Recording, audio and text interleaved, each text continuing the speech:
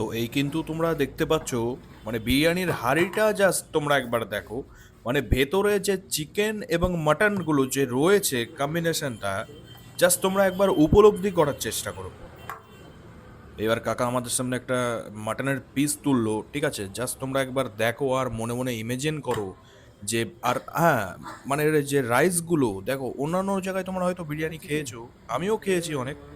এবার সেখানকার রাইসগুলো কিন্তু এতটা সুন্দর হয় না ভাই।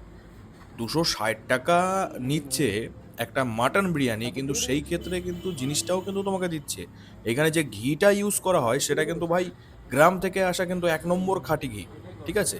আর টেস্টটা না হয় আমি খাওয়ার সময় তোমাদেরকে বলছি। বিরিয়ানি কাটার একবার স্টাইলটা দেখেছো? ওহ, ভাতগুলো একবার জাস্ট তোমরা দেখো, মানে যে রাইসগুলো সেগুলো দেখো একটার সাথে একটা কিন্তু লেগে নেই। ঠিক আছে, একদম ঝুরঝুরে, এত সুন্দর এবং